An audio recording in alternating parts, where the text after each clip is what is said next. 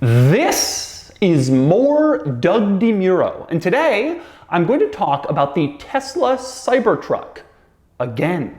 I recently made a Tesla Cybertruck video and it exploded like pretty much everything about the Cybertruck. It's the hottest topic on the internet right now. But one side effect of it getting so popular is that I got a lot of rebuttals from Cybertruck fans. Some were rather insane and ridiculous, but some were pretty reasonable. And they brought up a few good points worth mentioning. So I figured I would respond to those points in this video.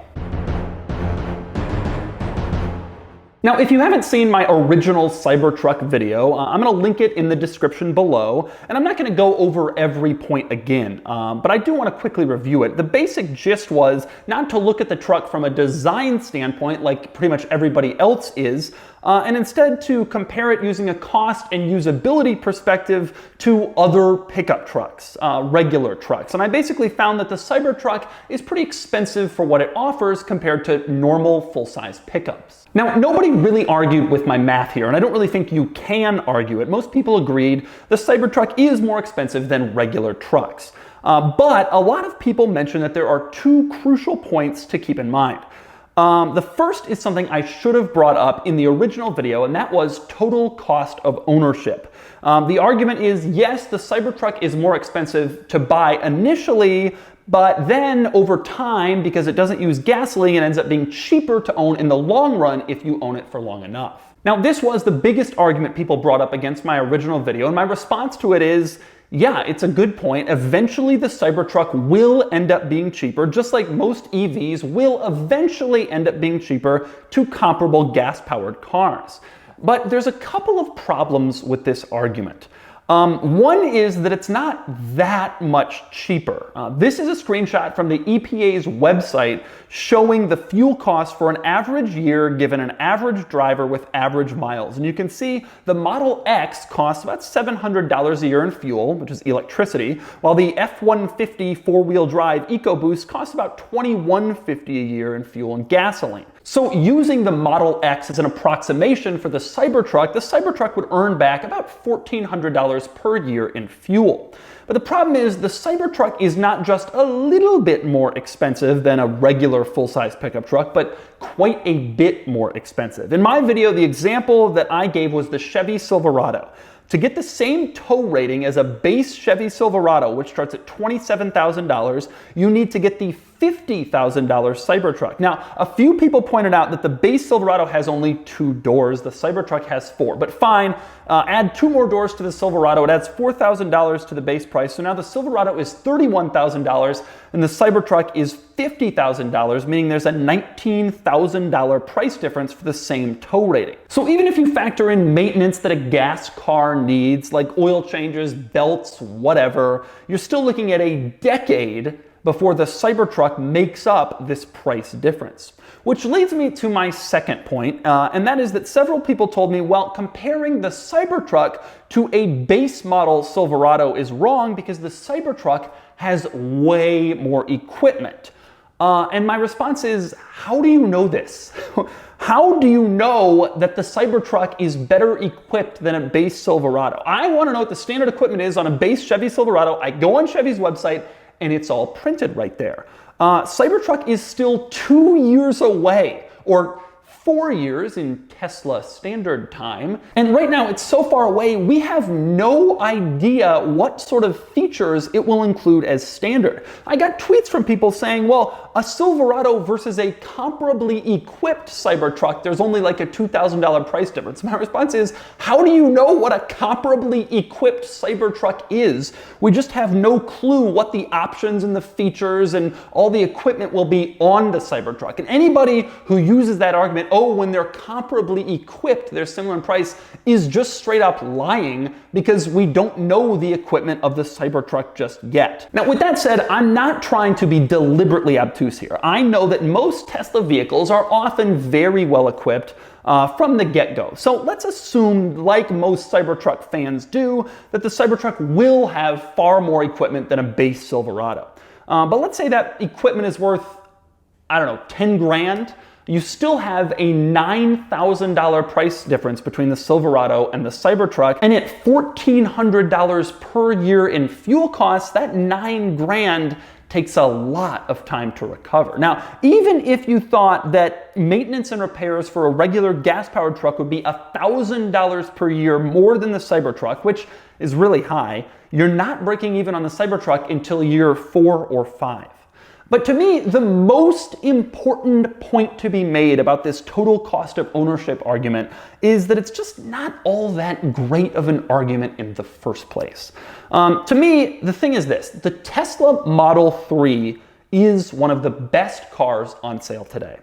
Maybe the very best, truthfully. And I think as time goes on, we will look back on the Model 3 as an automotive revolution, like the Ford Model T, the Chrysler minivans, the original Lexus LS400, all that stuff that car historians, business historians, consider to be seminal. And I think the Model 3 is on that level. And it's an important car, and it's an amazing car, truly insanely excellent. But it's also better than the competition and cheaper than the competition, which is just amazing. Not even a little cheaper, but a lot cheaper. It's an incredible, incredible car. But the Cybertruck isn't that. It's more expensive than the competition, and based on the towing numbers and the bed size and the range figures, it's not really that much better. And to me, if that's the primary argument, just wait a few years and then it will make financial sense, then it's just really not all that great of an argument anyway.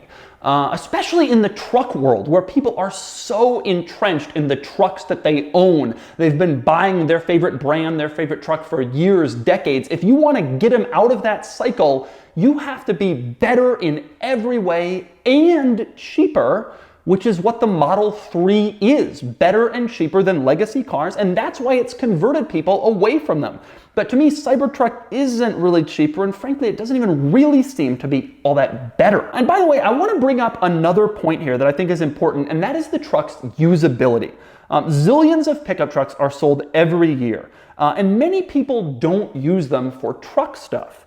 But a lot of people do. If you drive on highways all throughout the Midwest, you will see people towing with their full-size pickups, towing travel trailers and fifth-wheel campers and car haulers and flatbeds, blah, blah, blah. Now, the mid-level Cybertruck is probably the one that most people will get. The range, 300 miles, but that's unloaded, not towing. People have tested the Model X towing, and they have found that range will decrease by over 50%, depending obviously on the size and weight of the trailer that's involved. So let's say range decreases by a half, 150 miles, if you actually want to use the Cybertruck's towing capacity. Well, now you've spent 50 grand on a truck where you have to stop every 2 hours if you actually plan on towing something with it. And then you got to spend 20 minutes to recharge it, and then you're back on the road. And Tesla supercharger stations aren't set up for towing.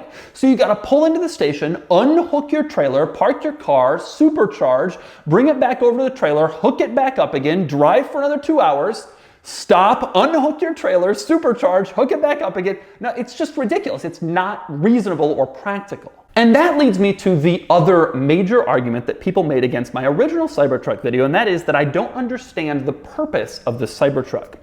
These people were saying the Cybertruck is not intended to rival the traditional pickup truck, but instead it's a rival to like the Ford F-150 Raptor or the Mercedes-Benz G-Wagon, sort of the lifestyle off-roader looking vehicles that exude macho confidence, and they're way cooler than a boring regular truck. And that may be true, but you need to understand that those vehicles are insanely niche. They have an incredibly small portion of sales. Ford sold about 900,000 F-Series trucks, F-150, 250, 350, here in the United States last year. Raptor is about 6% of sales, so maybe 50,000 units. So they're selling 75,000 F-Series a month, and maybe 4,000 of those are Raptors. It's barely a dent in F-Series sales. And the G-Wagon is the same. Last year, Mercedes-Benz sold 4,000 of them total, which is barely a blip in the car world. It doesn't register for anybody. Now, it's true that I think more automakers should have cool, macho, off-roader versions of their vehicles. I actually made a video about this exact topic, that there should be more Raptors and G-Wagons. in the world. And if the Cybertruck is intended to be just another macho-looking toy for rich people to show off, like the Raptor and the G-Wagon, that's fine. A lot of people don't like the Raptor and the G-Wagon, but I like them, and I think there's a great business case for making them, especially right now. They seem to be tremendously popular. The G-Wagon just had its best sales year ever. And so if that's the market that Tesla wants to go after with the Cybertruck, that's fine, but it's a very niche market, and personally, I was expecting a little bit more from the Cybertruck. My personal hope with the Tesla pickup truck was that it would be kind of a revolution like the Model 3, and it would pull people out of their traditional pickup trucks and force us to all completely rethink the pickup truck, since so many of those vehicles have been evolving so slowly over the years. And the Model 3 did that with the sedan, and I was hoping we would see that here with the truck. But if the intent is just to compete with those like lifestyle off-roaders, then that's fine. But again, it just won't have that much impact on the truck world, and frankly, I was hoping for better. I was hoping for something different and more impactful. Now, the last argument I got on my Cybertruck video is that the Cybertruck will be successful because it will replace Model 3s. It won't be just a pickup truck, but also a family car, and people who have minivans or SUVs, they'll buy one, and so it's like a combination of everything you could want in a vehicle. Now, I understood the prior two arguments that I just went through, that maybe it's more of a niche vehicle than I was thinking that it would be, and also that the total cost of ownership will eventually make it cheaper than a regular truck. But this argument that it will replace family cars is simply wrong.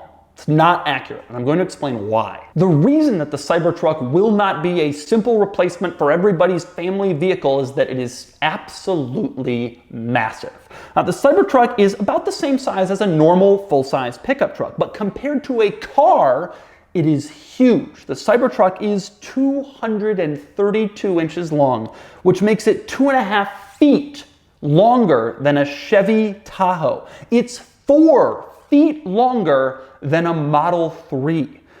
So people are saying, oh, this is my new family car to replace the Model 3, and I think it's so cool. They don't realize the Cybertruck won't fit in your garage. It won't fit in your driveway. It won't fit in your office parking garage. It won't fit in the parking spaces at Whole Foods where you go every day. People often complain to me, oh, I would never drive a Chevy Tahoe, a Ford Expedition. It's so massive. It could never drive that around. Well, the Cybertruck is considerably larger than that. So if you don't have any experience driving a full-size truck, before you say that the Cybertruck is your new family car, you should probably go out and rent a Chevy Silverado or a Ford F-150. And not a small version. The Cybertruck is the size of the big ones, crew cabs with big beds, and you should see if you can fit it into your daily lifestyle. Because I think most people don't really realize just how big a full-size truck is unless you're used to driving one, or how much more massive it is than even the most massive SUVs. Cybertruck is almost a foot longer than the Chevy Suburban,